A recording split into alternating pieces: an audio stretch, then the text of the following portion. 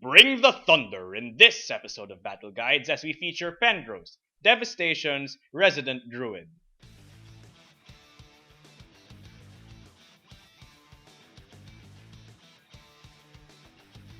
Pendros is a middling brawler who would rather trade blows than stun opponents with blinding speeds. His amazing brawling capability, mixed in with his amazing positioning capabilities, as well as his wide range of options, allows him to stand up against almost any character.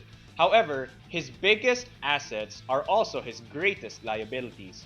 Being a middler and a brawler, Pendros is quite susceptible to fighting against either juggernauts, speedsters, or really good rangers. Even though he does have options to counter these, sometimes they're just not enough. His unique ability can also be used against him.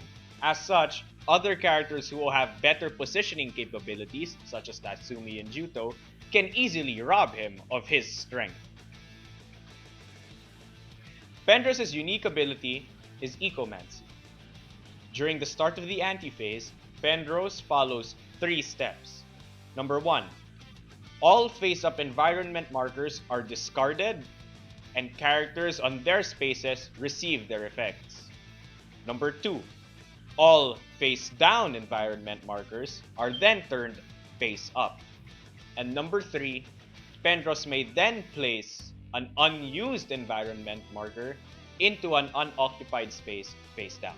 Do note that if any player reveals Pulse, all environment markers are then turned face down. This is what turns Pendros from brawler to master strategist. With his slew of movement effects, he can then use these markers to gain advantages that would leave any stat monster drooling. Ecomancy is personally what I believe a unique ability should be. Icing on the cake and not the cake itself. Like I've said before, Pendros functions perfectly without his unique ability, and as such, his unique ability serves more as a bonus rather than a core mechanic. As such, Pendros' power isn't reliant on his unique ability, and he can hold his own without it. This is very much unlike other characters you must be familiar with, such as Runica or Marmali. What this basically means is that when using Pendros, it shouldn't be your mission to use your unique ability every beat. And now this might come as a shock to most of you who are used to using your unique ability whenever you can. This is not the case for Pendros.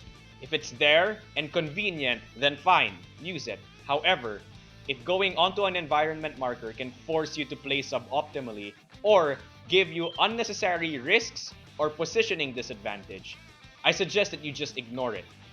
And now some of you might be scratching your heads. But it would be a waste if I don't use it. Well, that's the thing. Even though you're not using the markers per se, you are benefiting from it.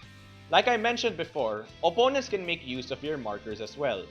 However, this is not always a bad thing. If you place markers in places wherein it would be disadvantageous for your opponent to try and get them, it could benefit you greatly, as while they play suboptimally to get your markers, you can then go in and then punch them in the face. And as with most of the guides, here are just some thoughts regarding Pendros' styles. Let's start off with Ecomantic.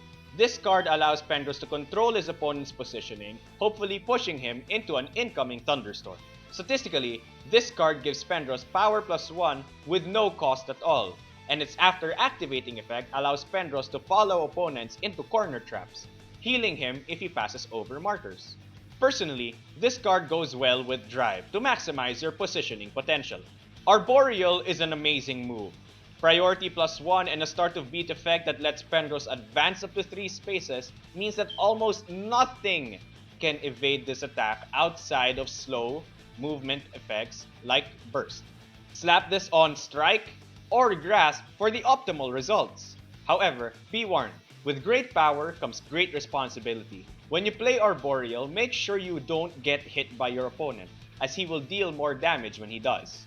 Next is Polymorph. This is what sets Pendros apart from most middlers. When he plays Polymorph, he takes a page from Sagas' rulebook and starts copying opponents' styles, their range, power, and priority to be exact.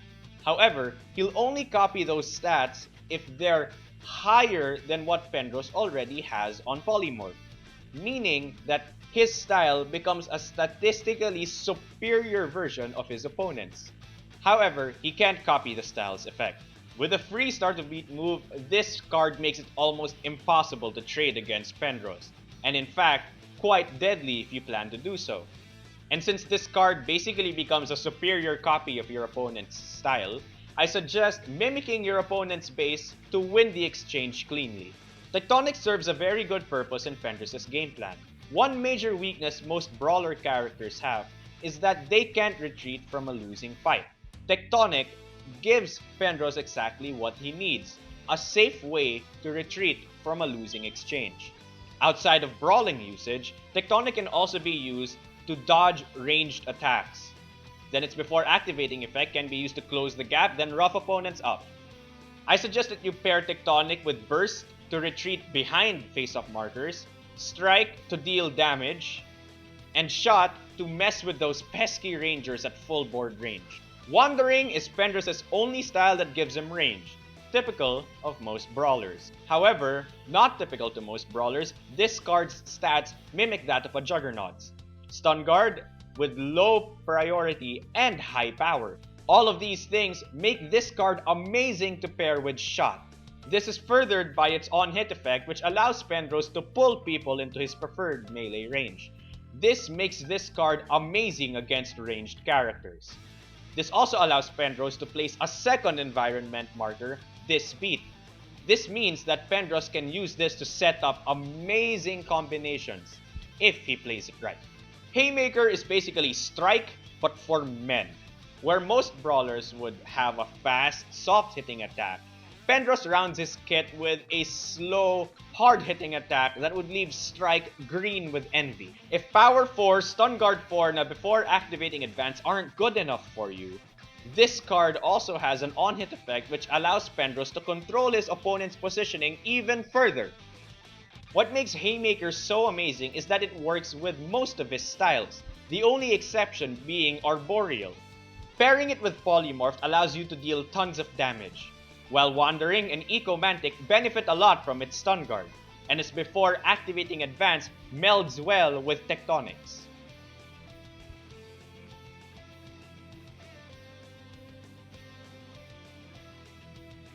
Pendros' two Overdrive finishers are Continental Divide and Landslide Punch. Continental Divide is basically a melee counter-attack Overdrive finish. It is slow, but it deals a lot of damage, and it has a passive effect which means that melee characters cannot hit you this beat. As such, you'll see yourself using it against other brawlers or juggernauts. Landslide Punch is one of those overdrives that's meant to round off a character's kit. As Pendros has a very large weakness when it comes to range, Landslide Punch is there to remedy that. It's most commonly going to be used against ranged characters who are more inclined to be at range 4. And as an added bonus, if your opponent doesn't die, you get to corner trap them. And as with most brawlers, I do suggest that you use your Overdrive finish when using your special action.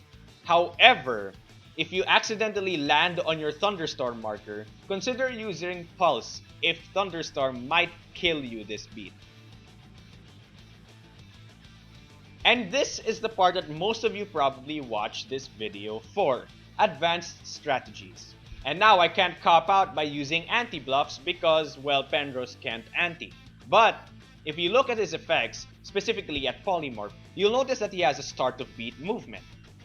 And that means that if he pairs this with Burst, Pendros can make use of the much coveted Corner Cross. And if you don't know what the Corner Cross is, I'll put a link to the video over here so that you guys can watch it. Are you done watching it? Okay, great. Polymorph Burst gives Pendros an amazing way to fool opponents when he's up against a corner. And this usually happens as Pendros is a rushdown melee brawler. Another good strategy Pendros might use is using his environmental markers to control his opponent's positioning. What do I mean by this? Let's say Pendros is up against Schecter, and Schecter wants to disengage by bursting. However, Pendros wants to keep her in melee, so he places a Thunderstorm marker behind Schecter. And even though Schecter doesn't know what it is exactly, she will obviously guess that it's a thunderstorm. As such, she won't even try bursting back into it. As a result, Pendros keeps her in the range that he wants. And if you want to Batman Gambit your way into the game, you can even choose to put a beneficial marker instead of the thunderstorm marker, as most people would think that you'd only put that thing there if it was the thunderstorm. They will try to avoid it as much as possible. You'll be amazed to see your opponent's face when he figures out it was Healing Rain. And now we'll move on to some bread and butter combos. Number 1, we have Tectonic Burst. Enough said. This attack is amazing. Who cares if it has negative priority? Burst's start of beat effect allows you to retreat behind that face-up environment marker to make sure that you don't get hit. Just make sure that you plan ahead for this attack, as it only works on face-up markers. Wandering Haymaker might not be the most amazing attack, especially if you compare it to something like Wandering Shot. However, Wandering Haymaker is meant to be a brawling ability. It counters Burst and it counters Grasp very, very well. It also has Stun Guard 7, so I highly doubt anybody will hit you out of it. And finally, we have Arboreal Grasp. I already told you guys about this, but let's go more in depth. When using Arboreal, you want to either stun your opponent or make sure that you don't get hit. Grasp does that by being fast and having an on-hit effect that allows you to put people out of their range. However, be warned that this doesn't counter shots, as its stun guard and huge range still hit you even after Grasp's on-hit effect. And that's pretty much most of the things you guys need to know about Pendros. So if you guys are planning to bring the thunder, here are some last-minute tips. Number 1, your unique ability is a bonus. Don't always try to use it every single turn. You don't have to be on the markers to benefit from them. Like I said before, you can use the markers to control opponents' positioning, consciously or unconsciously. Number 2, you're an amazing brawler. I usually call Pendros Legal Robert because he is a lot like Robert in a lot of ways. However, he's most like Robert because he's a brawler who's leaning more onto Juggernaut than Speedster.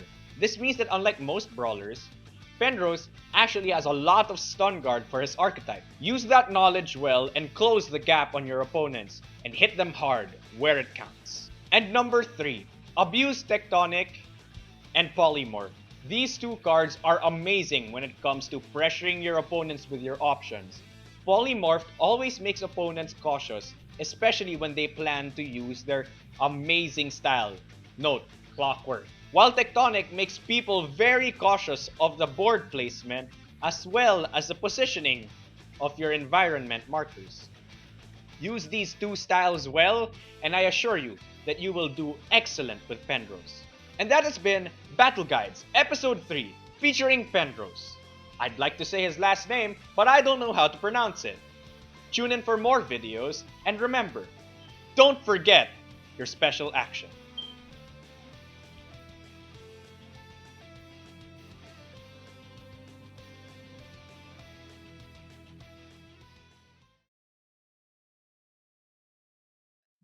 And if you guys are still watching the video, I actually put a spoiler in one of the cards in the slideshow that's showing at the back.